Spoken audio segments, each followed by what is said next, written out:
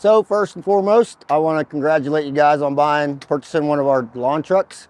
So as of right now, what I want to do is I want to go ahead and just go over operations on the engines and the pumps, so you kind of know what to do and what not to do. Basically, these are 5.5 Honda electric key starts with a pull start optional.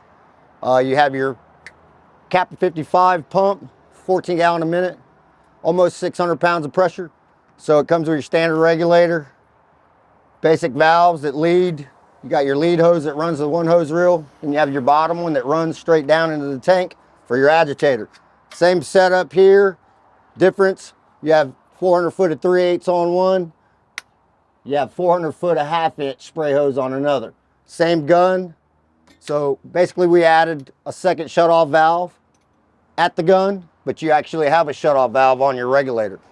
So what I want to do is I want to go over how to start the engine, cold start it, and basically show you how to run it. And then we'll go ahead and I'll show you how to run the pump, set your regulator, how to actually take away pressure, add pressure, run your valves, and basically show you the basic setup on this, how it's going to run when it's running. So what I'm going to do is I'm going to go ahead and show you on this side how the engine works. This gray lever here is basically your choke. So right now it's disengaged. So when you want to cold start it, you actually want to engage it to the on switch. This bottom one is your fuel supply. So you just want to make sure it actually has a little gas tank there, so you know. So here on this side, you have an arrow that says on. If you turn it this way, you're actually shutting the gas supply off. Here on the top, we have your throttle. So you have your turtle and you have your rabbit here, which is full max. So on this side, here's your key switch. So you can turn it on. So everything's powered up, so you don't have to worry about it. You just got to turn the key and turn it on. So what I'm going to do is I'm going to go ahead and start this up, and we'll run it, and I'll give you a quick test of it.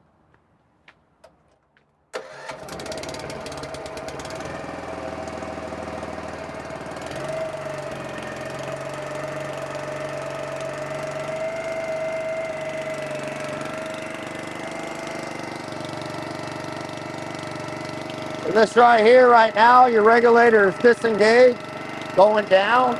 But when I pull my lever up, I'm actually going to be able to get pressure to my gauge. So I'll show you how that works. So if you can see, it's engaged right now. So your top lever, if I go counterclock down, it's going to add pressure. If you think that's too much pressure, you can go counterclock and it'll take away pressure. Okay? Now I'm opening up my hose reel valve.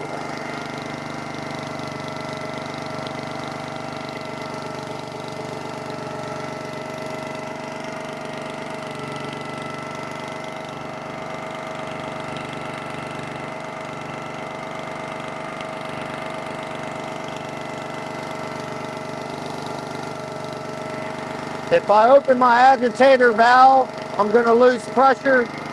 I don't want you to worry about that, because all you're doing is mixing your chemical at the same time. If you feel that you've already mixed it enough, then you can go ahead and shut your agitator valve off. It'll bring you right back to the pressure you were at. A lot of operators like to leave it somewhat dry, just so it's agitating while you're spraying at the same time. But not necessarily do you have to have it on all the time. Before you decide you want to go ahead and you're done spraying, you want to make sure we want to disengage the pressure. So you want to pull this lever down, you're going to see your gauge go to 0. So once it's down, then you can go ahead and idle the engine down, and then you can go ahead and shut the engine off.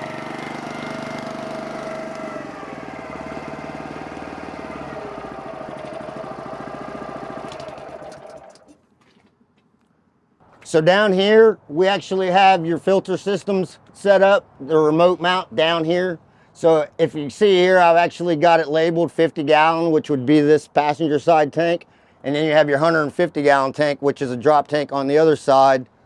So they both have their individual shut-off valves. So if you need to clean this screen of any debris, you can shut this off so no water comes out of here. Clean it, put the screen back on it, get it tight, and then you can go ahead and open up that valve back and you'll get your water flow back. Same thing with this one, same setup. They both have shut-off valves on it. There's a screen in here that you'll definitely need to be able to clean, you know, maybe once a week, depending on your chemical. Anything harsh, I'd recommend cleaning it more every day. But this is basically, you're going to be your filter setups on both units, both tanks. So you just want to keep an eye out on these filters, make sure the screens in there are clean, and that'll keep you running. So here, I basically labeled it here. It's a hand wash. You actually have a valve here that opens and closes. Right now it's closed. If I push it up, I open it, that'll come from your 600-gallon main freshwater tank. You can wash your hands, you can fill up water in a container if you'd like, and then you can go ahead and shut that off. On this side, we actually have a fill pipe set up that's easy access with a cam lock fitting. So you can just hook up, you can open up this valve. You have your sight tube here on this side with your indicator that tells you exactly where you're at on that tank. So it'll tell you how much you have, how much you don't have. Once you get to your 600 mark, you can go ahead and shut this valve off, and then you can go back around. I'll show you how to actually work the valves on the back side of each drop tank. So you'll draw from the fresh water down into your chemical tanks. So this is your 50-gallon tank. This is actually your fill. So that would come from your 600-gallon fresh water. Fill your tank up. Once you get enough water in this, then you can go ahead and shut this valve off. Each side of each tank has the same valve. I just want to show you the other location on that side so you know exactly where it's located and how it works, so you don't get confused on which is on and which is off. This is our 150-gallon tank. This is your individual valve on this side, so you can actually fill up from your 600-gallon fresh water. So as of right now, it's on. So when you pull it back after you fill this tank up, you can pull it to you and you shut the supply off.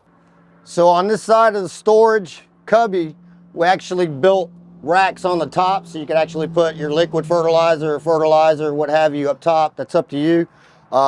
We actually made these cool brackets for your backpack sprayers. They actually have a lock on it to where you can actually push, pull, and bring the whole sprayer out. And when you're done with it, you can slide it back in and lock it, and it'll sit in place. So you have 3 of them here.